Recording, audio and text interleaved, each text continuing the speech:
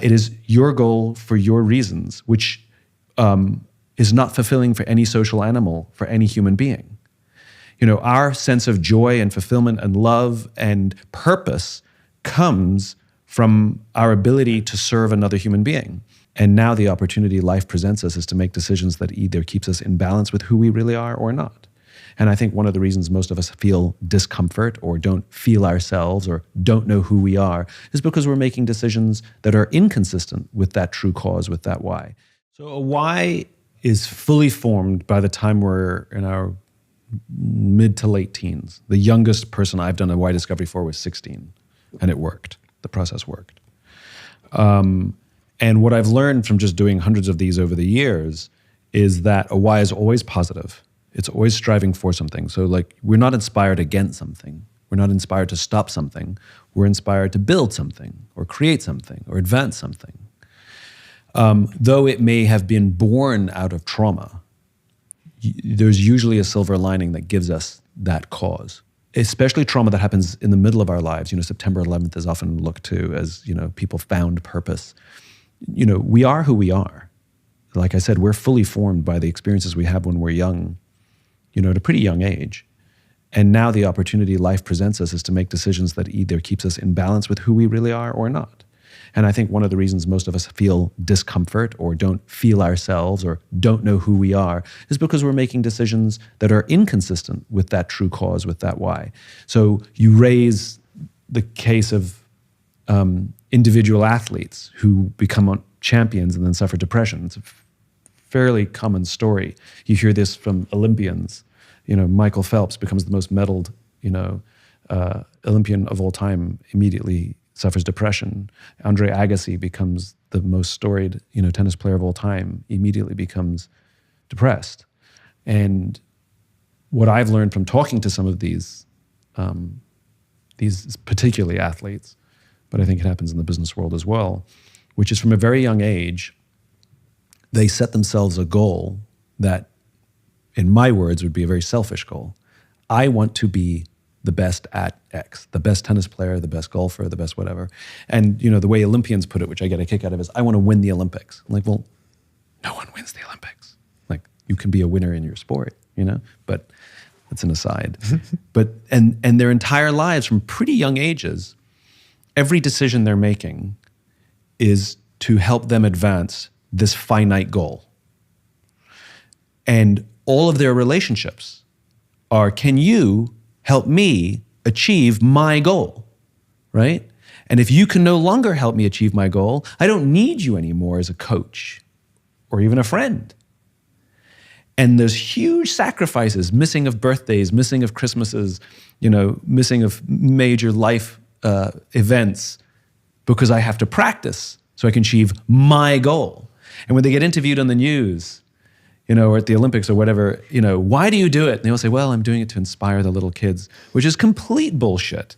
If you look at all of their vision boards from when they were younger, of pictures of podiums and medals and money and Lamborghinis, not a single little child on there of the people you're doing it for. It's just a lucky strike extra. I mean, absolutely, you do inspire children, but that's not the reason you did it. You just got that, like I said, it's it's a twofer.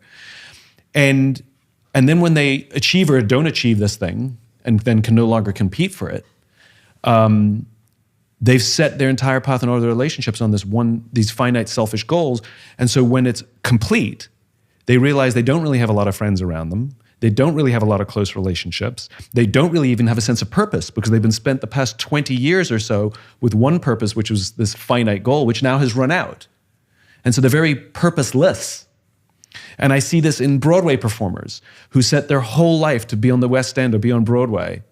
Every class, every tap dancing class, every singing class, they make it, they get there, and then depression, or at least malaise.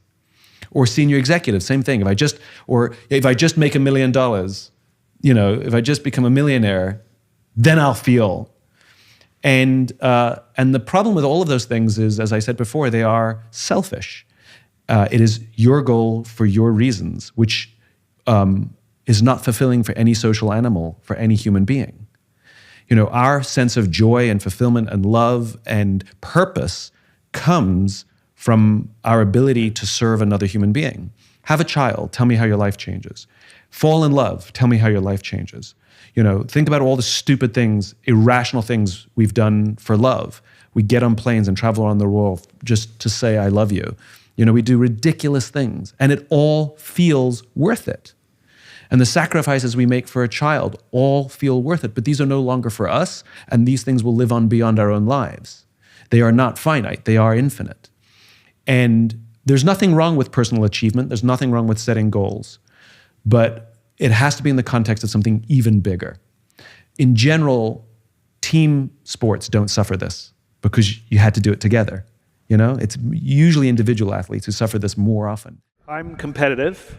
I am A-type personality. My personality probably is very similar to the people in this room. Well, not in this room, but in this space. It's not necessarily about being competitive or not being competitive. It's about knowing the game that you're in when you're in it. So, for example, if you're up for a job and somebody else is up for a job, that is finite. There's a beginning, middle, and end, and there will be a winner and there will be a loser, and you should have a finite mindset in that scenario. Of course, you play to win. However, everybody knows that you have to have a little bit of an infinite mindset in the back of your mind. For example, a gate agent in an airline. We want them to have a finite mindset. We want that plane to leave on time, beginning, middle, and end, done, reset. But we want them to have an infinite mindset. We want them to treat us nicely because they want us to come back again. Mm-hmm. It's not just one and done. We want to treat our clients with respect. It's not just about doing a good job and getting out of there. There is actually good customer service so that we get hired again or recommended. In other words, we have a sense that there's more beyond right now. But it's more about when you think about the business writ large, right? There is competition in an infinite game. The truest competitor in an infinite game is yourself, right? To say I'm the best X, in the industry is nonsense because you don't know everybody else. And some people are better at some things and some people are better at others. It's actually a stupid comparison. It's a stupid thing to say. It's empirically not true. But you can strive to be a better version of yourself. How do I do better this year than I did last year? How do I improve my service this year, make it better than it was last year? How do I make my leadership better this year than it was last year? How do I improve my tech this year than it was last year? Whatever the thing is, there's always a constant and intense drive to win, or to improve, rather. But when we say to win, there is no such thing as a finish line. Even annual goals are arbitrary. Like, how do we come up with our annual goals? Here's how we do it. We sit down, we go, so how much business you want to do next year? How about this number? How about this number? Okay. And that's it. That's how you pick your annual goal. And the reason we choose annual is because that's when we pay taxes. Why not 17 months? That seems perfectly legitimate. It's all arbitrary. And so we become fixated about hitting an arbitrary number on an arbitrary date. We are so upset if we miss it, and we think we've won something when we hit it. It's nonsense. We have to change our mindset away from thinking of it like a sporting event and think of it more like lifestyle, right? Running a business is much more like trying to be healthy, right? So, for example, what are all the things you have to do to be healthy? Well, you got to eat right, you got to exercise, you got to nurse your personal relationships, you got to get enough sleep. There's probably 15 other things. It's very hard to do all those things well all the time. What does it take to build a great business? You need great sales, you need great marketing, you need great leadership, you need great people, you actually got to do the service. It's very hard to do all those things well all the time. But it's a striving, right? And you can absolutely have arbitrary goals, right? I want to lose X amount of weight by X date. Okay. Great. And you weigh yourself every day. Some days you feel good about yourself, some days you feel bad about yourself. We love metrics. There's nothing wrong with metrics. You can't run a marathon without mile markers. It's actually unnerving. Metrics help us feel like we're making progress. It makes us feel like the work is actually building something. And it helps us measure speed and distance. That's what metrics do. Speed and how far has our business gone? How fast are we growing? That's good, right? And let's say you hit your goal. You lose that amount of weight on the right date. You feel great, you celebrate, and then you still have to keep exercising for the rest of your life. Like you haven't won anything. Yeah. Right? But what's, I think, more interesting is what happens if you don't lose the weight by that date? What happens if you miss the goal? Yeah. You know what happens? Nothing. Nothing happens. In fact, you're way healthier now than you were when you started because you've been doing all the right things to be healthy. You just picked the wrong time and the wrong date, the wrong number on the wrong date. And you can clearly look at the trend that you'll hit it in a month or two. No big deal, right? And so business is the same way, which is what's more important in an infinite game is to see the trend data. So we do this all the time. We bonus people because they hit a goal, and we ignore people because we ignored the trend, right? But we don't know how they hit the goal or if it's going to be able to continue. What's way more important is the trend data because it means you're building a healthy business. You just picked the wrong date on the wrong time. So that's an infinite mindset. This is fabulous. And the piece that you just hit on, actually, this is really interesting because the person who first sent me The Infinite Game, the book, to read it and made me aware of it was a business owner, a Service Titan client, Radiant Plumbing, Brad Casebeer. And I've watched, we got Radiant, a couple of Radiant members right here, front and center, beautiful. And Brad Casebeer was the first CEO that I've seen who made it really clear. They have an incredible annual budget building process. And then I watched him adjust the budget because we hadn't made enough hires to hit the number that we wanted to hit. That's correct.